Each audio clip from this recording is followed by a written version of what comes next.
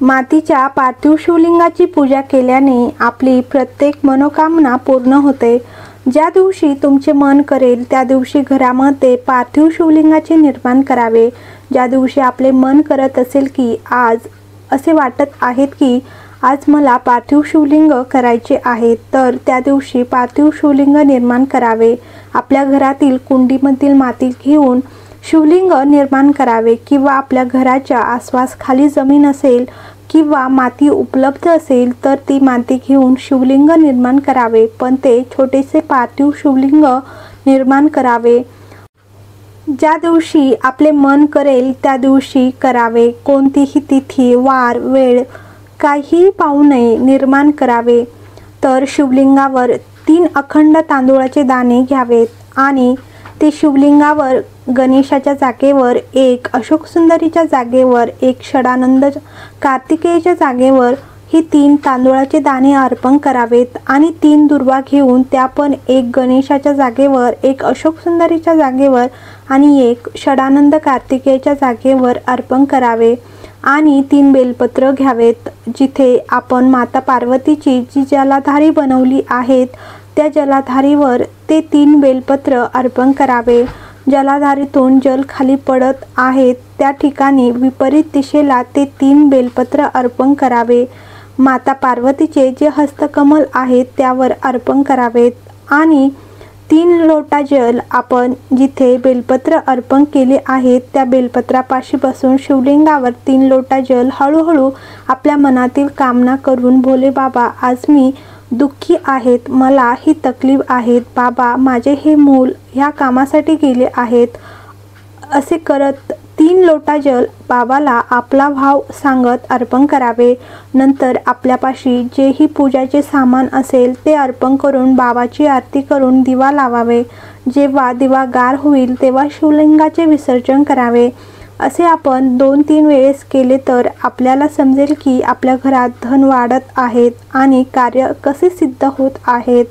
भगवान शंकराच्या आराधनामध्ये, भगवान शंकराच्या अविरल भक्तीमध्ये पार्थिव शिवलिंगाचे निर्माण आणि पार्थिव शिवलिंगाचे पूजन आपल्याला बल प्रदान करते। माता पार्वतीने पार्थिव शिवलिंगाचे निर्माण केले तेव्हा भगवान भोलेनाथांनी बघितले पार्वतीजी पार्थिव शिवलिंगाचे निर्माण करत आहेत। तेव्हा भगवान शंकरांनी विचारले, पार्वती तुझे लग्न होत नव्हते तेव्हा तू पार्थिव शिवलिंगाचे पूजन केले, तू माझ्यासोबत विवाह होण्यासाठी ही पार्थिव शिवलिंगाचे पूजन केले, आता काय पाहिजे आहेत? आता तर मी तुला भेटलो आहेत, मी तुला प्राप्त झालो आहेत, आता तुला काय पाहिजे आहेत? आता तुला माझ्याकडून काय पाहिजे आहेत? पार्वतीने हात जोडून भोलेनाथांना विनय केले, आता मला काही पाहिजे नाही, बस इतके पाहिजे की मी कैलासात राहू किंवा स्मशानातही राहू, जिथेही राहील माझ्या हृदयामध्ये कधीही दुःख झाले नाही पाहिजे। मी प्रसन्न होऊन माझी जिंदगी आपली सेवा करत राहील।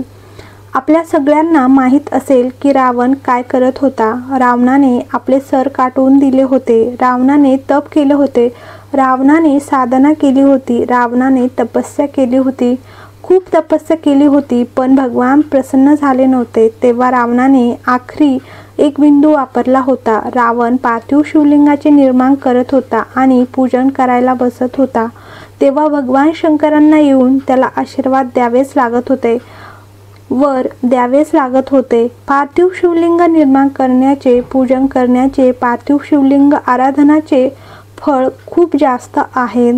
आपण फक्त श्रावण महिन्यात ऑनलाईन पार्थिव शिवलिंगाचे निर्माण होते तेव्हा बनवत असतो, पण कधी आपल्या मनाला मन झाले तेव्हाही पार्थिव शिवलिंग निर्माण करावे। काही लोक विचारतात की पार्थिव शिवलिंगाचे पूजन करायचे आहेत तर पती पत्नी दोघेही असणे आवश्यक आहेत का? लग्न झालेले जरुरी आहेत का? शिवमहापुराण कथा सांगते की मुलं असेल, मुली असेल, लग्न झालेली असेल किंवा झालेली नसेल, जसेही असेल तसे पार्थिव शिवलिंगाचे निर्माण करावे आणि पूजन करावे।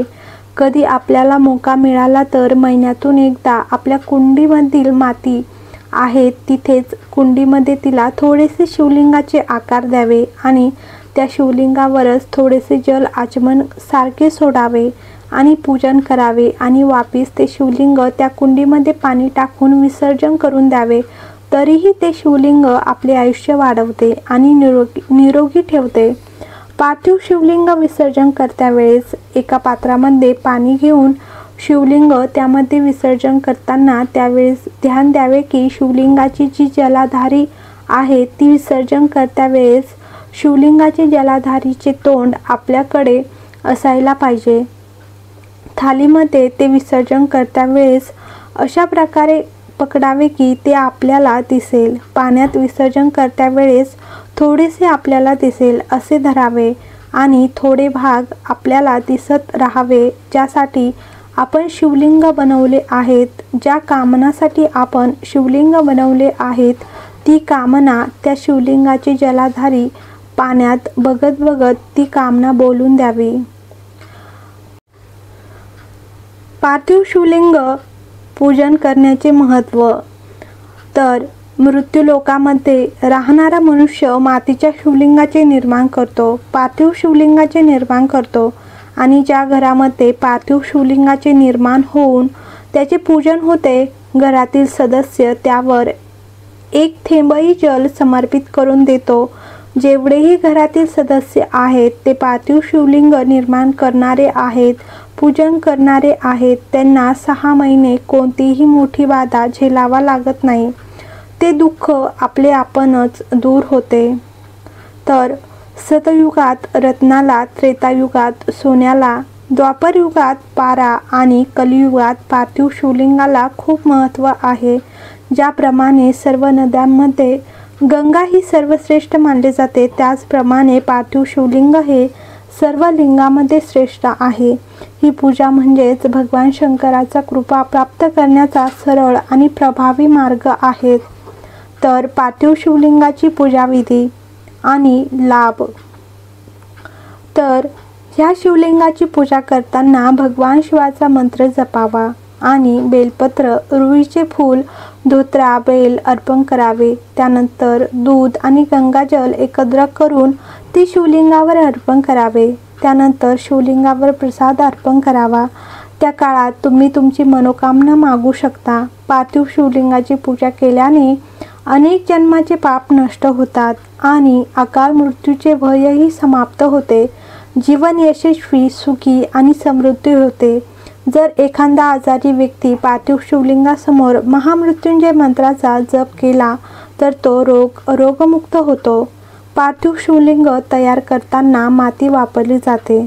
तर माती हा एक नैसर्गिक घटक मानला जातो जो आपल्याला पृथ्वीशी जोडतो. पार्थिव शिवलिंगाची पूजा केल्याने भक्त थेट भगवान शिवाशी जोडला जातो असे सांगितले जाते. पार्थिव शिवलिंगाची पूजा केल्याने पापांचा नाश होतो आणि मोक्ष प्राप्त होतो. हर हर महादेव. श्री शिवाय नमस्तुभ्यम. तर व्हिडिओ आवडला असेल तर लाईक करा, कमेंट करा आणि चॅनलवर नवीन असाल तर चॅनलला नक्की सबस्क्राईब करा.